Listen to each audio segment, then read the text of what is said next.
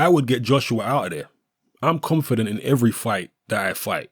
Everybody knows that I'm the monster in the division to reckon with. They know that when I speak, they're going to respect me because I don't play around at all. I may make funny comments. I may do silly things, being that it's my personality. But when it's time to fight, it's all jokes aside with me. There's no playing around. I'm not in the ring to make any friends, to have mercy on you, or to have any sympathy. My main goal is to destroy you, to hurt you really bad and get on with my life. That's what I do.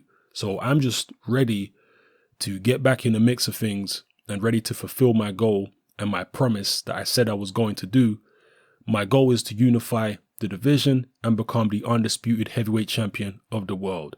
I know there's a lot of other fighters out there who are up and coming, but if they cross my path during my time of trying to get these belts, then so be it. My main goal is to unify the division. With that being said, I need to fight guys who have the titles to fulfill my goals and dreams. That's what I'm seeking. Those are the words of WBC heavyweight champion Deontay Wilder. Now, most people are going to look at that and say, he would get Joshua out of there? Really?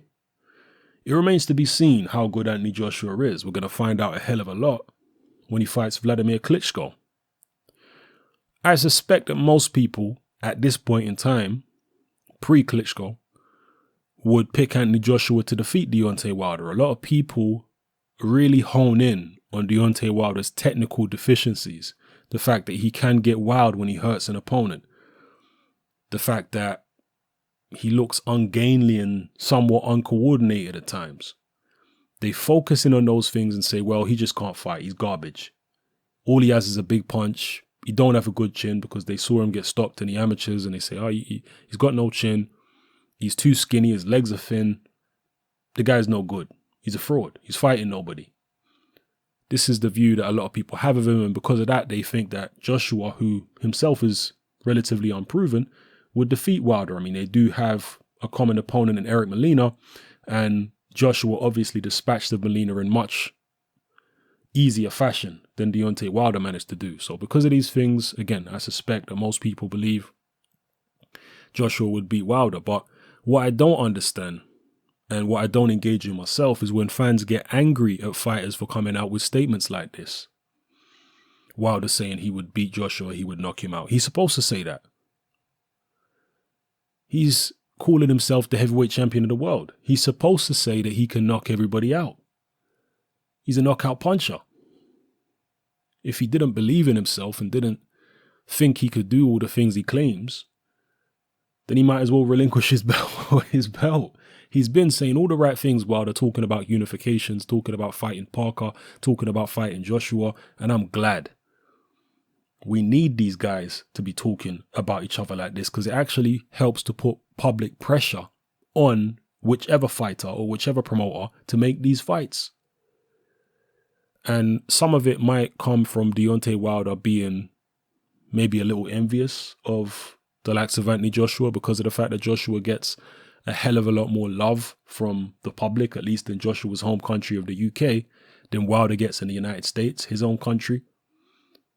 But regardless of what's motivating Wilder's words, it's good that he is calling out other heavyweight champions, saying he'll knock them out when he fights them, so on and so forth. This is what we need. And I've been saying for a while, we are going to get the big fights in the heavyweight division. Rome was not built in a day. The big fights in the 80s and 90s in the heavyweight division, in the Tyson era, the Holyfield Lewis era, they didn't happen overnight.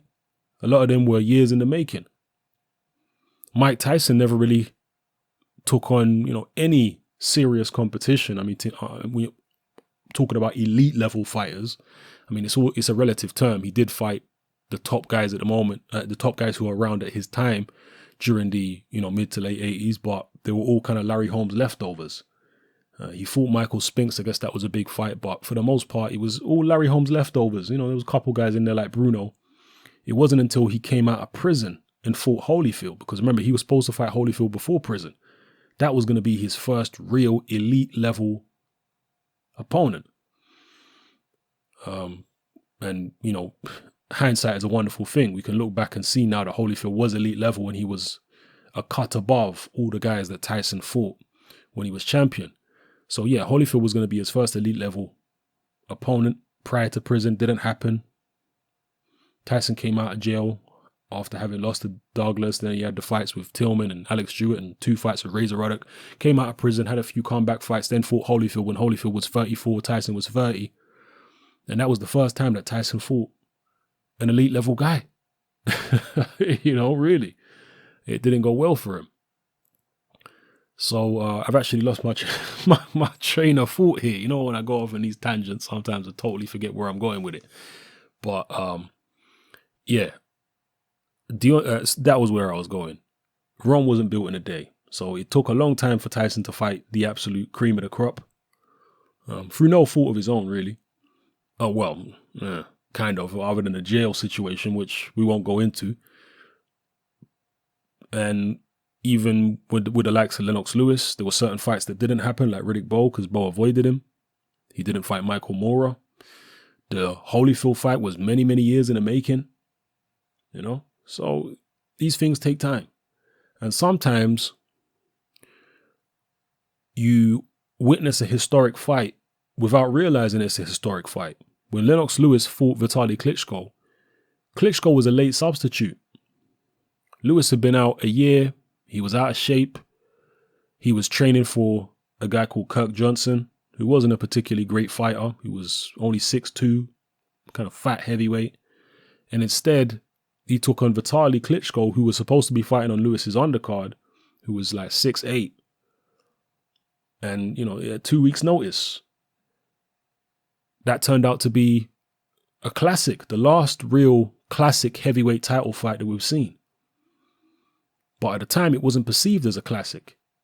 Most of the press believed that Lewis would just run right through Vitaly Klitschko because most of the press were very skeptical about Eastern European fighters at the time, particularly Eastern European heavyweights. They thought that Vitaly Klitschko would be another Andrew Golota, and so did Lennox Lewis, to be honest. I think he even said that in the press at the time, that he expected Vitaly to go like Golota did.